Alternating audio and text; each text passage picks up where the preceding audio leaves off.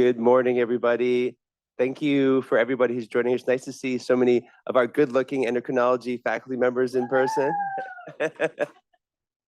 And for all the people joining online as well. We do have indeed a very special Grand Rounds 2 and an important one to close out our year as we head into the holiday season, our last Grand Rounds of the season. Also tonight, just want to briefly mention, we have our Department of Medicine holiday party.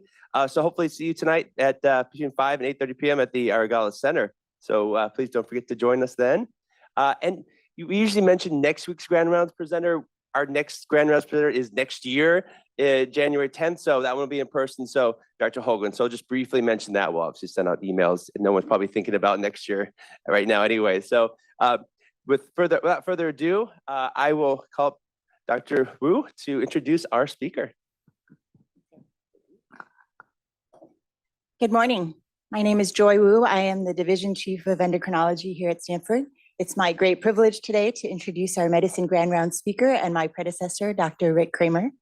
Dr. Kramer earned his MD at New York University, followed by residency training at Kings County Hospital in Brooklyn.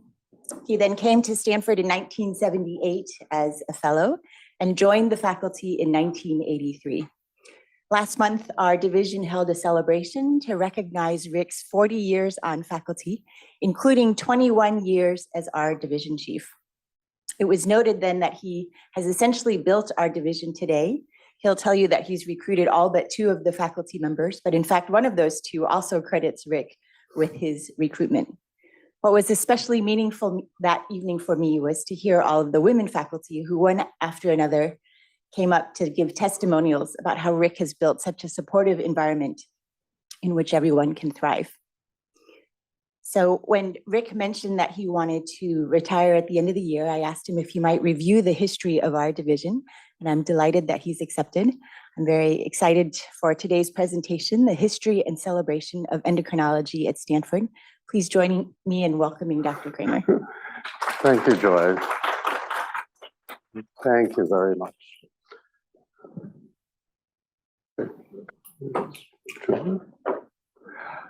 So as Joy mentioned, it's really a lot of fun for me to put this talk together. And I'm going to go over history of Stanford School of Medicine and the Division of Endocrinology and highlight and celebrate the science done by the division.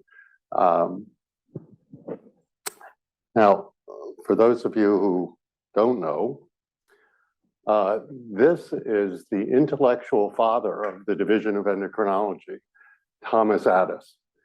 When the Cooper College of Medicine became Stanford University in 1909, Dean Wilbur hired Thomas Addis from Edinburgh, Scotland, where he was a professor who studied the coagulation cascade. And Addis arrived at Stanford in 1911, head up the clinical laboratory at the department at that time. Addis, once he got to Stanford, actually focused on kidney disease. And these are his 2 most famous publications, the renal lesion and Bright's disease and glomerular nephritis, diagnosis and treatment. So this is what he was most famous for. However, he published several studies on diabetes mellitus, including an analysis of the different clinical methods for estimating the degree of acidosis. This was just before the advent of insulin therapy. A critique of the conventional preparation of the diabetic patient for surgery, which he held to be pure hypothesis, unsupported by any experimental work, together with a proposal for better perioperative management and an approach to the early diagnosis of diabetes mellitus in patients incidentally found to have glycosuria. The latter was based on a guided increase in the strain, quote unquote, imposed on the glucose utilizing tissues by increasing daily glucose loads. an early form of glucose tolerance test in which glycosuria rather than blood glucose was measured. So the focus of Addis really was renal disease, but he paid some attention to endocrinology. Addis was forced to leave Stanford in 1948 because of his left-leaning politics. Stanford was not a bastion of liberalism, but Addis influences us all today. His great-grandson is Gavin Newsom, governor of California.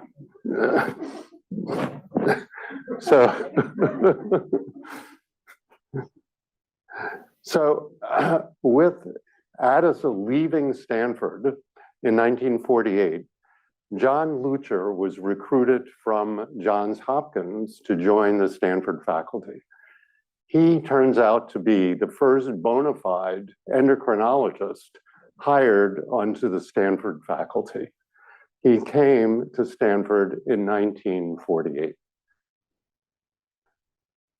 Lucher, first paper upon arriving at Stanford was this paper in the New England Journal, a review article on renal disease. This is why I said that Addis is the intellectual father of the division. Lucher didn't really focus on renal disease, and Lucher was an endocrinologist, and his focus really was on mineralocorticoid metabolism. And at the time, he was studying a sodium-retaining corticoid that had previously been unknown, that later was identified to be aldosterone. And I want to give you an idea of what kind of experiments he did in this paper published in JCI in '54. Aldosterone was purified in '52. So he was studying this in the late '40s, early '50s. He collected urine from patients with edema, congestive heart failure, nephrotic syndrome, cirrhosis, as well as patients on a low salt diet and on a regular salt diet. And at the time, in the late '40s, early '50s, a regular salt diet was incredibly high salt diet. He then extracted the urine, ran the extract on paper chromatography, cut out a band that was previously unidentified, extracted that band, and injected it into rats that had been adrenalectomized, and then measured the effects on sodium excretion in those rats. One heck of a bioassay. And by doing this, he was able to demonstrate that people with edema had high levels of this corticoid, people with a low salt diet had high levels, and people on a normal or high salt diet had low levels. Lucher actually won the SIBA Award from the American Heart Association, along with George and Sylvia Tate, who were the individuals in the UK who crystallized aldosterone. So the three of them won the award for the discovery of aldosterone. So a very, very important recognition. Lucher studied aldosterone metabolism throughout his career, but it wasn't limited just to aldosterone. He subsequently made an observation in which he found in plasma a big renin that turned out to be poorly processed prorenin. And I say renin because Lucher insisted that renin is pronounced renin, as in renal. It is not renin. And I've carried that through. And so I insist that everyone refer to it as renin. since he's one of the discoverers, he has the right to name it how he wants and pronounce it how he likes. So his demonstration of pro-renin, in this case from plasma of a patient with Wilms tumor, he then followed up these studies showing that pro-renin was a biomarker for microvascular complications of diabetes.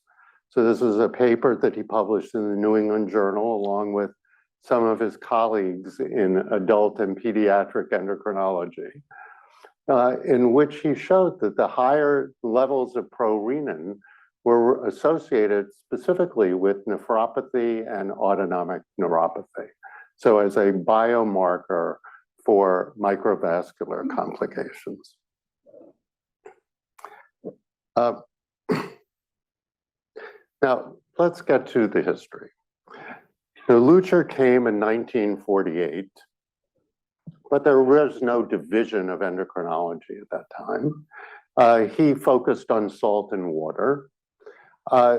3 years after Lutscher arrived at Stanford, another endocrinologist was hired, Joe Chris, who was an endocrinologist who focused on thyroid disease.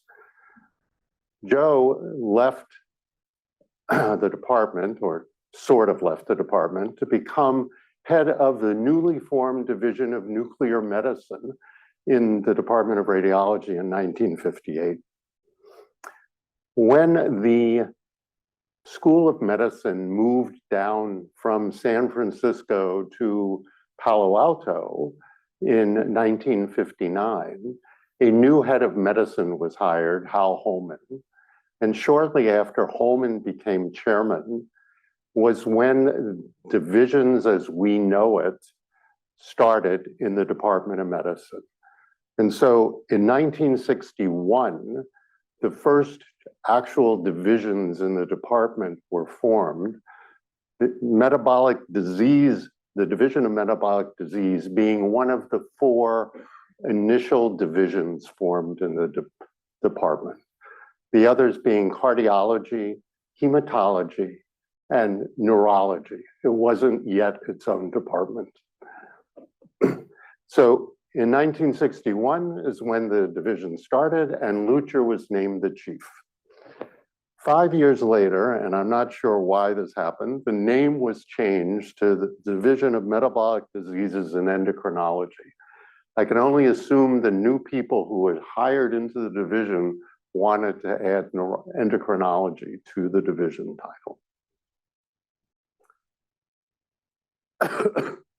In 1971, Roy Maffley, who had been recruited to the Division of Metabolic Diseases in 1961, left the division along with some of his colleagues to form the newly created Division of Nephrology, along with Rex Jamieson as co-chiefs of this new division of nephrology. So the division got smaller as this new division formed. And then Lutscher stepped down in 1974 with Jerry Reaven taking over. And the name of the division changed at that point to the Division of Endocrinology and Metabolism.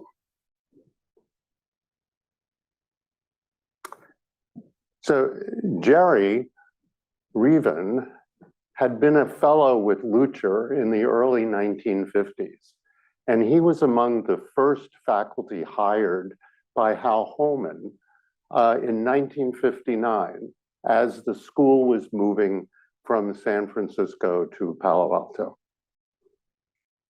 Jerry was an outstanding clinical investigator who focused on diabetes.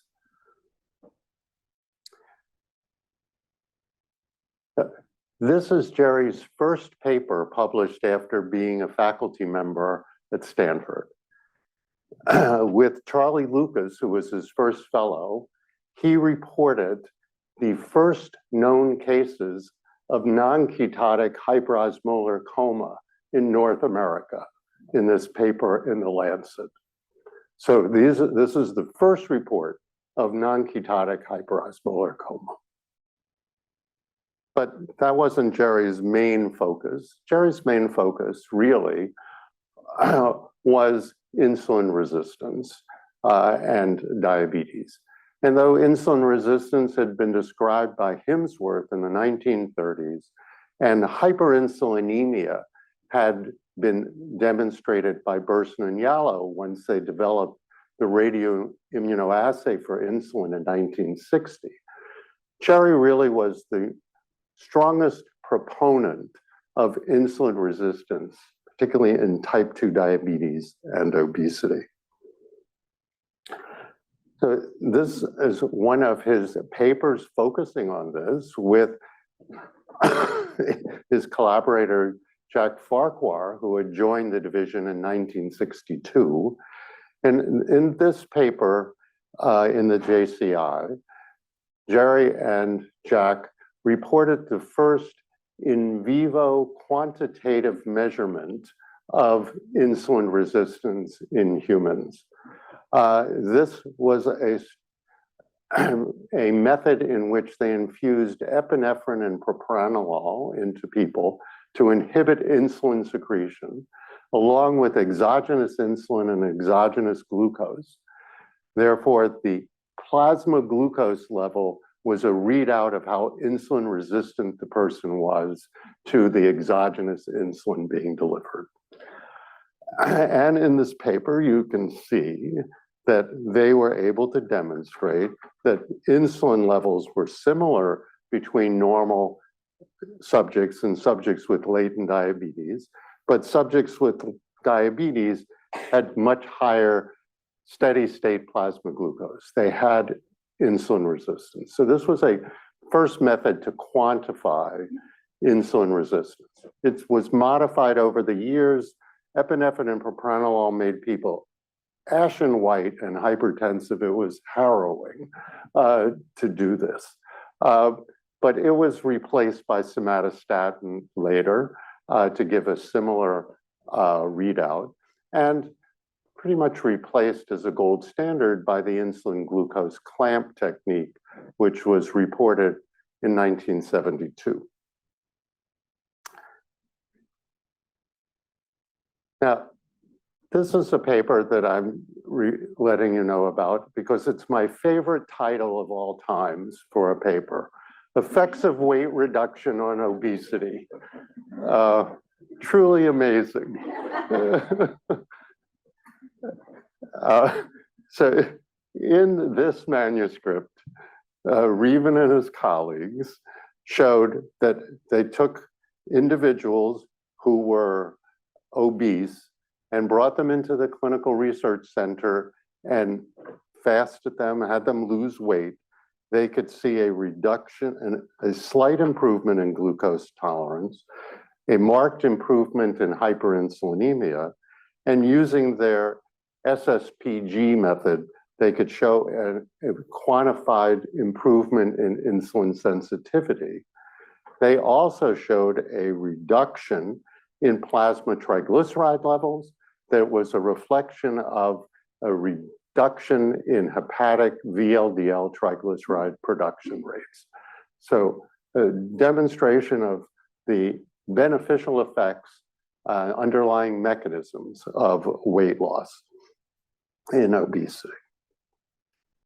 Now, Reaven's most famous paper is probably this paper for his Banting lecture in 1988, in which he reported and described syndrome X, which consisted of insulin resistance, glucose intolerance, hyperinsulinemia, high triglycerides, low HDL, hypertension. Syndrome X is now known as the metabolic syndrome. So Jerry first described that in 1988 in this Banting lecture. He was an incredibly productive investigator in this area. Oops. So Reaven became division chief in 1974, In 1977, Jack Farquhar, who had joined the division in 1962, as I said, left the division and headed the Stanford Heart Disease Prevention Program, which he had founded in 1972. The Stanford Heart Disease Prevention Program is now morphed into the Stanford Prevention Research Center, SPRC. And in 1978, Jerry stepped down as division chief of endocrinology and metabolism to become the division chief of a newly created division, the Division of Gerontology, with David Feldman becoming the acting division chief in 1979, and then the permanent division chief in 1981. So David was recruited to Stanford in 1974. And David's focus originally had been on aldosterone, actually, but throughout his career, he studied steroid hormone and steroid hormone action and steroid hormone receptors. And here are examples of some of David's work. He reported a glucocorticoid binding protein in Candida albicans. It turns out to be the demonstration of the glucocorticoid receptor in yeast, in fungi. And on the right, he reported an estrogen binding protein that turned out to be the estrogen receptor in Saccharomyces, in actual yeast. This opened up a whole new field of steroid metabolism in lower organisms. David also reported the effects of ketoconazole on steroid hormone metabolism, and was the first report that ketoconazole inhibited steroid synthesis in this paper on the left in the Annals of Internal Medicine, and he demonstrated the enzymatic block in the paper on the right in the Journal of Clinical Investigation. However, David's most of his career was really focused on vitamin D receptor and vitamin D action, its role in bone, its role in cancer, its role in cellular differentiation. And as David sent me a picture of his book, Feldman and Pike's Vitamin D, which is the Bible for vitamin D metabolism for the last 25 years. He's continuing to focus on vitamin D.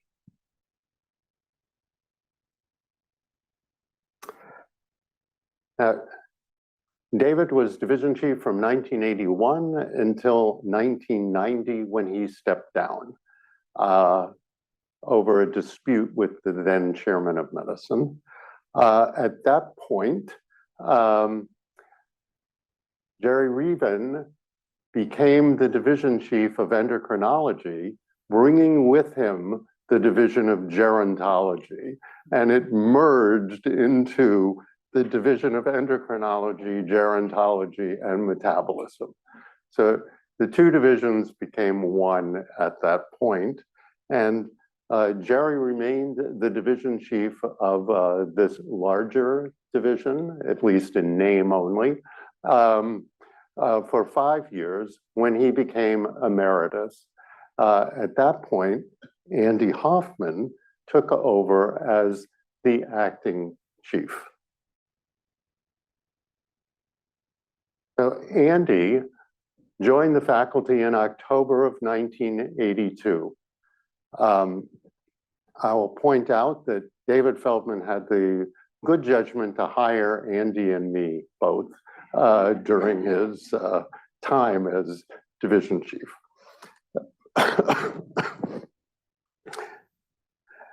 So Andy has a very eclectic research career. I focus on pituitary disease and neuroendocrinology.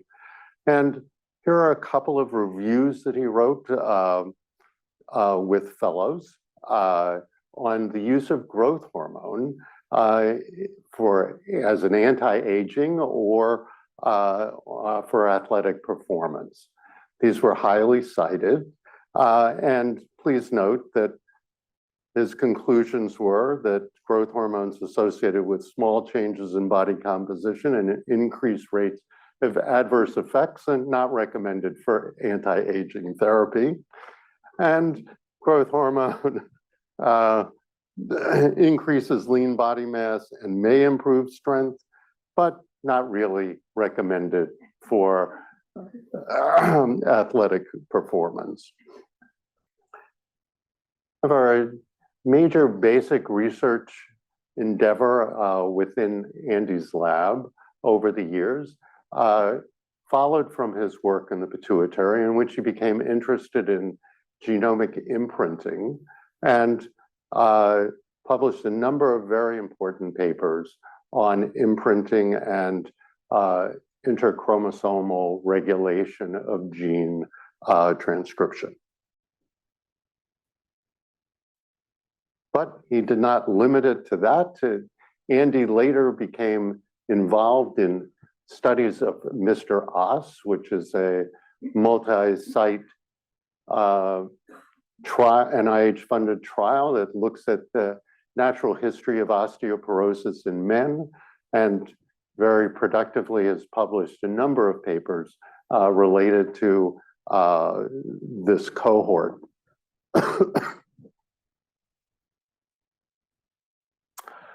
So Andy was actually acting division chief from 1995 until 2001, when I became division chief.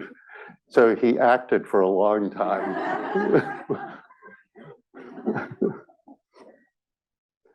So I arrived at Stanford, as was mentioned, in 1978 to do a fellowship with Jerry Reaven, and joined the faculty in January of 1983.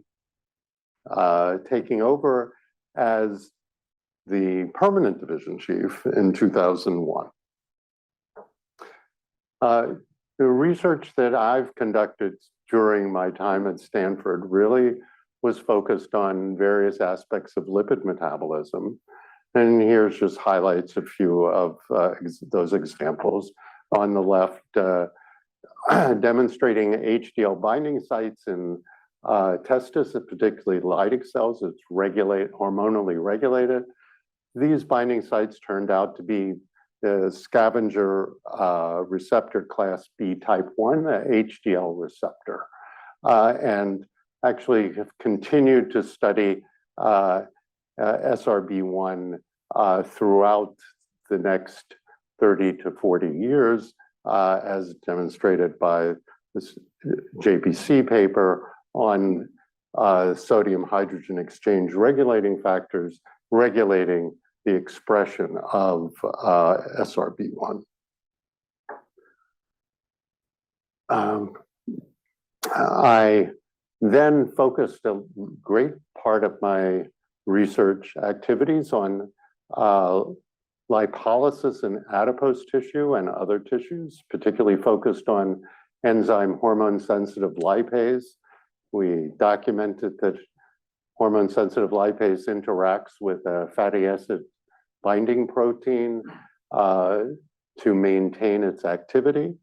And I was then part of work in which HSL was knocked out in mice.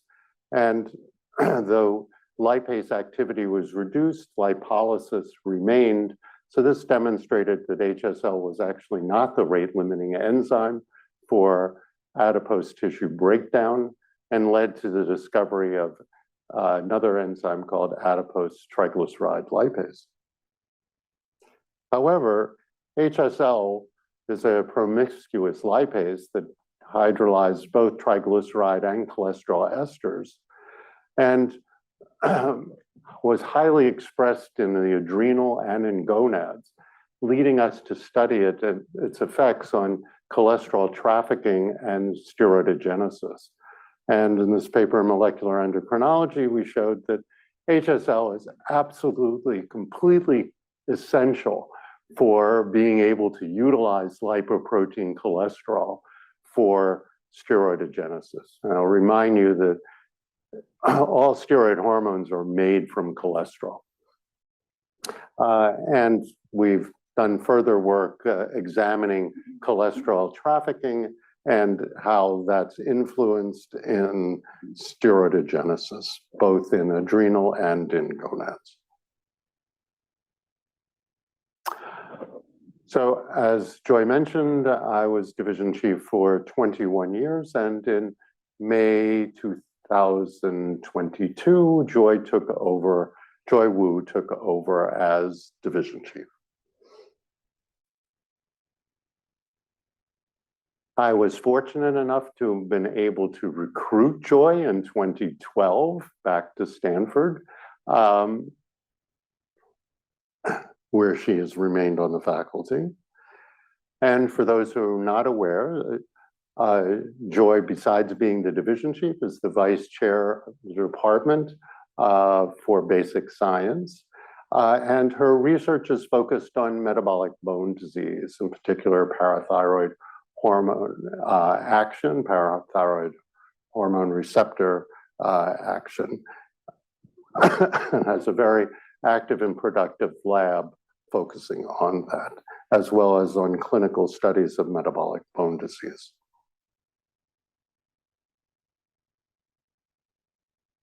Now, that's actually the history of the division. What I'd really like to do for the remaining time is celebrate the current faculty and the science that they're doing. And these two faculty, Neil Gesundheit and Sung Kim, are two individuals whom I did not recruit to the division. Neil is the Senior Associate Dean for Education and focuses on medical education. Now, Sung Kim is primarily based in developmental biology. However, I do take credit for convincing him to have a joint appointment in our division. Sung is the principal investigator and director of our NIH-funded Stanford Diabetes Research Center, whose research focuses on islet biology. So I take semi-credit for moving him into our division. And as Joy mentioned, really everyone else in the division, I had the privilege of recruiting and hiring. And so I particularly want to highlight them. And in no particular order. So introduced to everybody online and here. Katrin Shua, who is actually the director of the Stanford MSTP program, is in our division. Katrin has a basic lab in which she studies sirtuins and effects on aging, chromatin stability, and metabolism. Justin Annis, whose basic research focuses on beta cell replication, islet biology, and other half of his lab focuses on neuroendocrine tumors, particularly pheochromocytoma. These are all individuals that would make for great medical grand rounds speakers. Jennifer Lee, who is currently the Associate Chief of Staff for Research at the VA. Jennifer focuses on large data analysis, particularly the analyzing a million vet study. Rehan Lal, who focuses on diabetes technology, is really one of the leading experts in the world on diabetes technology, along with some of his colleagues.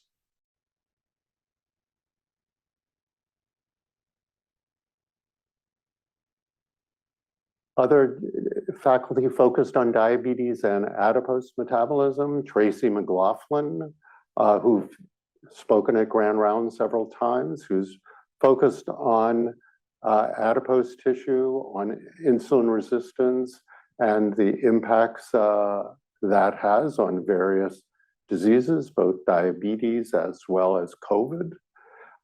Sun Kim, who currently is one of the co-directors of the pilot and feasibility program within the Stanford Diabetes Research Center, is focused on diabetes, demonstrated by this paper on the effects of vitamin D for prevention of diabetes, type 2 diabetes. Other diabetes-focused faculty, Marina Bacina, everyone knows as a fantastic clinician and educator. Marina has now become involved very actively in type 1 diabetes research. Molly Tannenbaum, who is a clinical psychologist who focuses on the psychological aspects of diabetes technology and chronic disease management in patients with diabetes.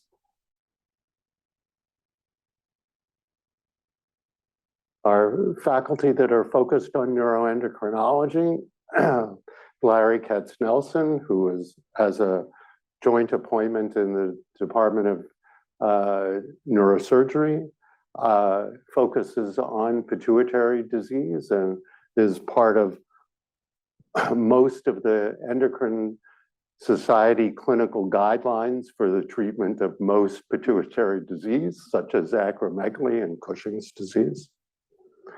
Julia Cheng, who is developing a major presence in our pituitary program, as well as focused on transgender medicine.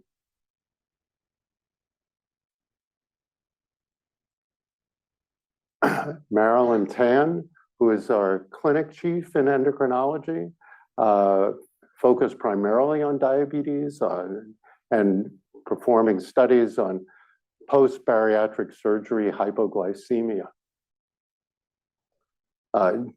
Dimpy Desai, whose interests are in diabetes and obesity, and I will point out to everyone that Dimpy is giving medicine grand rounds next month on medical approaches to obesity. Treating it, not causing it.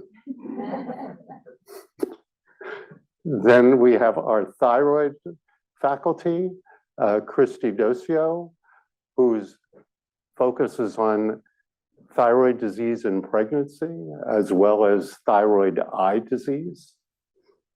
Julie Chen, whose focus is on thyroid cancer and other thyroid disease. Kanisha Desai, whose focus is also on thyroid cancer. These are all important people for individuals to know. Lizzie McAninch, whose focus is on thyroid replacement approaches, thyroid cancer, and adrenal disease, working closely with Electron Kebabu in endocrine surgery. Then gender bone people, Neat Ariel, who works in the dean's office supporting medical student education, focused on menopause and transgender medicine. Amy Shu, who's really focused on bone disease.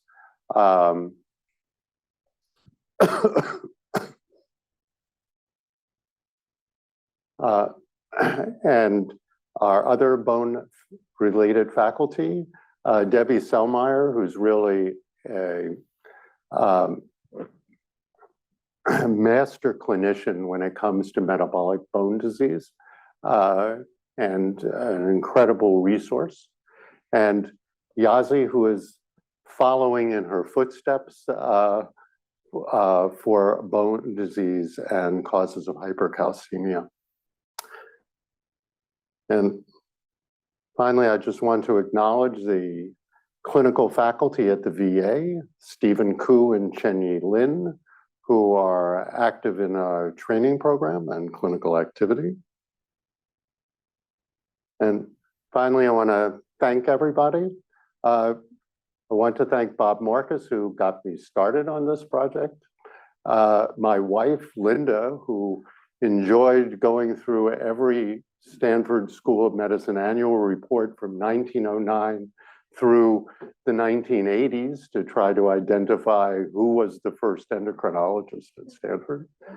Drew Bourne, who's the historical curator in the Lane Library. I want to thank all of my colleagues in the division and the department. I particularly want to thank the administrative staff in the division, the current staff who are listed here, as well as prior division manager, Benita Kadig. And thanks everybody for your attention.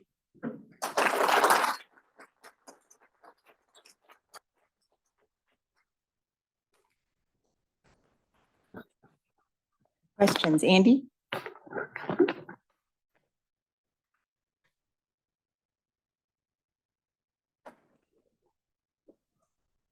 Rick, that was a wonderful review. It's kind of frightening to think that except for Dr. Addis, you and I have worked personally with every single person you mentioned, from John Lucher on.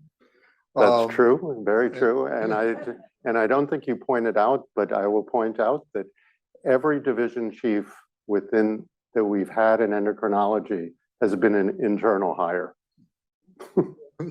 That is true. There is one other thing that you forgot to mention, and that in addition to Dr. Lucher properly asking us to use the word renin rather than renin, which is a cow enzyme, we were very afraid to ever mention the term Kahn syndrome. This is true. Really, John Lucher invented that as well. This is true. I didn't want to go over every one of his requirements. And I did mention that I actually never was comfortable calling him anything other than Dr. Lucher.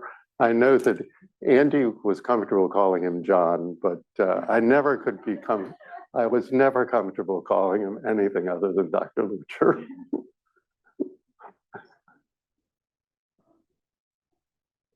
Other question?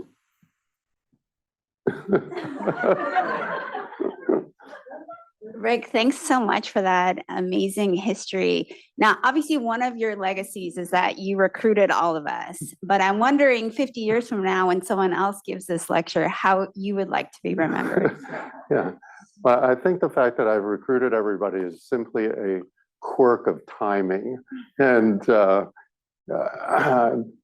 it's just one of those unusual facts that came about serendipitously. I think it's an interesting question. 50 years from now, I'd like to think that I contributed to the growth and development of the division and of my colleagues, and that 50 years from now, our division will be flourishing even more so than it is now. And I think that over the next 5 years, the division is going to grow and flourish much more than it has in the past. But I hope that I've documented a little bit today that the division actually has been very productive over the years, and some very interesting science has gone on in the division, and some very interesting science is continuing to go on within the division. And the areas of interest within endocrinology are very broad and have implications for very large swaths of people, lots of patients. So that's how I hope to be remembered. Of course, I'll be around 50 years from now.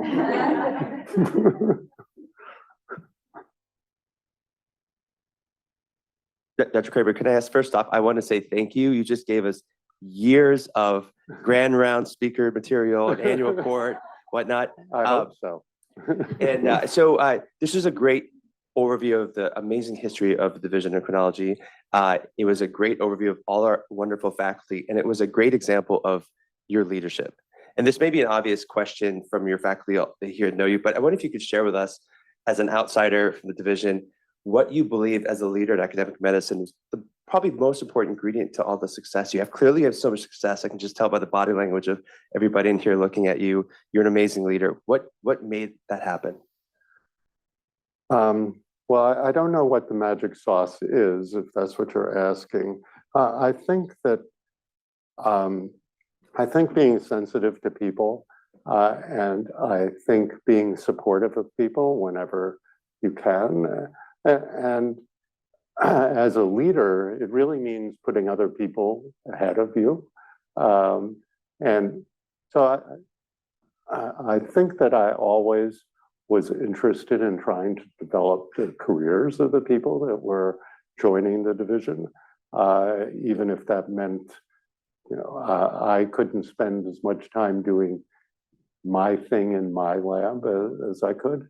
And I think it's important that relationships that develop are strong, and that people are collegial and get along. And I think that has been one of the real positives within the division, that there has not been strife at all. And I think that the fact that people can talk through issues and come to reasonable compromise when necessary has led to success. And obviously, identifying really good people is the most important thing, and then hiring them, which is not so easy.